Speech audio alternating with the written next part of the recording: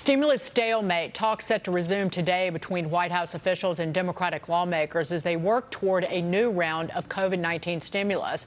The deadlock now focused on those enhanced unemployment benefits, which expired last week.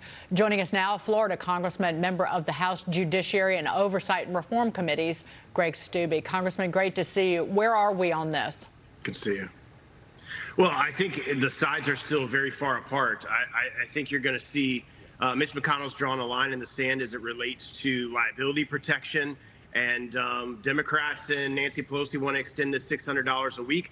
I've talked to business leaders and business owners in my district, and that additional $600 a week is keeping people out of the workforce because they're making more money on unemployment than they would working. So they can't even fill the billets of their employees that they need to fill for their businesses in manufacturing, in the restaurant industry, and in the service industry if that's going to remain in place. So I think Republicans are going to be very hesitant to include that in the overall package. But you see cases spiking even in your home state and businesses that cannot reopen. Not everybody collecting that extra $600 per week is staying at home because of that pay, because of the amount of money. They can't go back to work. So you're still taking that away from potentially millions of Americans. Do you think that benefits you? I think as long as they get an unemployment compensation benefit, it depends, every circumstance is going to be different. But I'm telling you, when I talk to business leaders in my community, that's inhibiting them from getting employees back. They talk to people that were their former employees, and their former employees are saying, I'm not going to come back to work because I'm making more money on unemployment. So the people that I've talked to, it's definitely a factor in inhibiting businesses from getting people back to work. They can report those individuals to basically to the unemployment offices. If people refuse to come back to work, the businesses can report them. Well, every state works different. We just allocate the money at the federal level, and then the state deals with how they do that program. So if that's something that we can do here in Florida, then I certainly can let our business leaders know that. I want to get Governor Huckabee in here. Governor, what should the Republicans do here? Because, again, they're negotiating with Nancy Pelosi. They do have the upper hand in the sense that the Democrats in the House passed something in May, $3.5 trillion, granted much bigger than what the Republicans want to do, but they at least acted preemptively rather than waiting until the last minute. Let's keep in mind that the first stimulus package was done very quickly, and there wasn't a lot of time to think about it. This one has to be done with a lot more really strategic focus.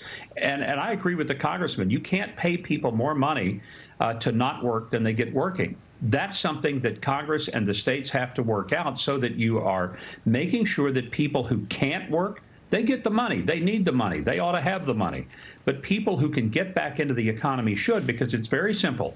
What behavior you reward, you get more of it. Behavior that you consequence, you get less of it. You want people to go back to work. That's the ultimate stimulus to the economy. That has to be the focus.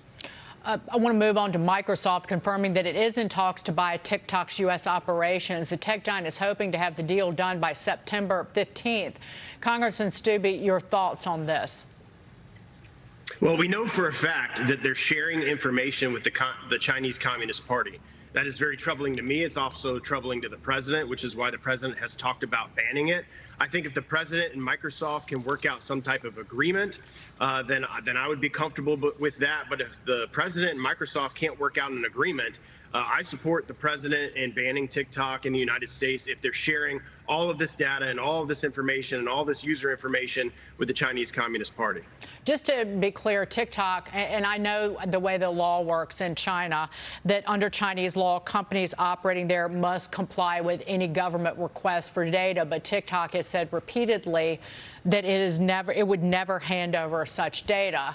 So just to be clear on what's been said about that, but are you comfortable with a giant U.S. corporation becoming that much bigger and literally buying up one of the only legitimate competitors to part of, say, Facebook's business?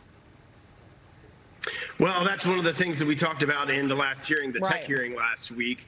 Those are the type of things that need to be discussed as these bigger companies gobble up these smaller companies. But a lot of these smaller companies, that's what they try to do, is get big enough so that they get bought off, get a big payout, and they can move on, and then these companies can continue those products. So that's certainly something that we need to look at, but I'm more concerned about the safety and the security of the American people, having served in the military. So if there's a national security issue with TikTok sharing that information with the Chinese Communist Party, then I'll lean on the side of the president with this one. Congressman Steube, great to see you. Congressman Greg Steube. Yeah, good to see you. Take care.